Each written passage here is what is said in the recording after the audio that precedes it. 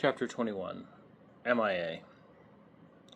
Liz called Nina for the 5th time. When the automated message cut her off with a voicemail full, she let out a hostile huff and clenched her jaw. "Damn it, Nina," she snapped. "Her phone's probably off," Hank offered gently. "You think?" Liz bit back.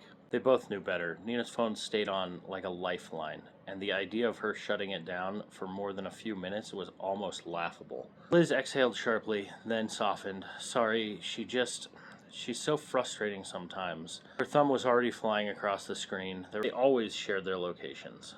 Always. Hank pulled the truck up in front of Nina's condo. One glance at Liz's phone told him what he already suspected. She wasn't home. The place sat in eerie quiet.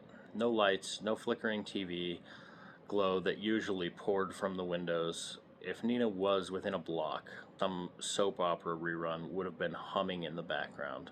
"Where to?" Hank asked, with a sigh. Liz scowled at the screen. "She's at the fucking wine bar." "Vino's downtown?" "Oh, the new one in Southtown." Liz swapped to her Maps app. "I know where it is." Hank waited a beat before daring to question, "So, do we go get Nina or just meet Aaron?" The way Liz turned her head made the answer obvious. "Right, we're getting Nina." Hank threw the truck into gear.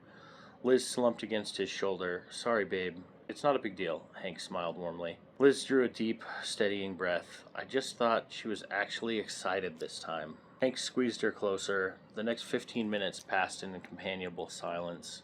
When they finally rolled into the wine bar lot, Hank scanned for parking. Plenty of open spaces.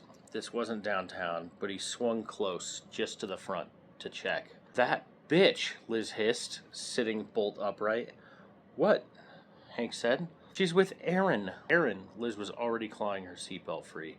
"Wait, babe, wait," Hank called, sliding into a spot, pulling in crooked. Liz stormed towards the bar, fury fueling every step. Hank hustled after her and winced when she walked straight through the front doors without touching them. Inside, Liz ignored the hostess and scanned the tables until Nina's eyes flickered up and locked with hers. Liz smiled like a predator. "Nina," she called, voice too bright, too loud, too happy. Nina's answering smile was thin and nervous. "Oh, hey, Liz," she said as she approached. Aaron blinked between them, confused. "You?" "Yeah, me," Liz said sweetly, extending her hand. "Liz, I can explain," Nina started.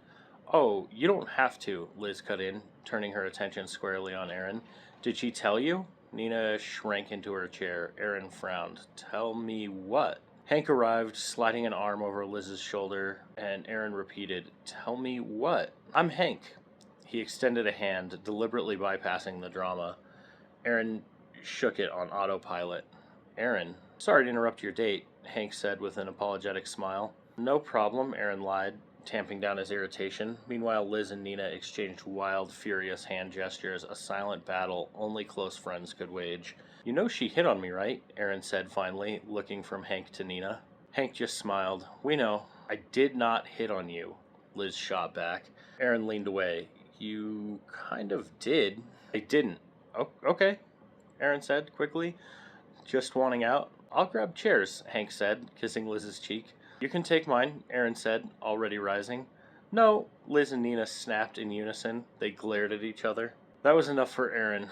"Nina, I had fun, but whatever this is, I'm not into it. Sorry." He squeezed past Liz and headed out. By the time Hank returned with a chair, Aaron was gone.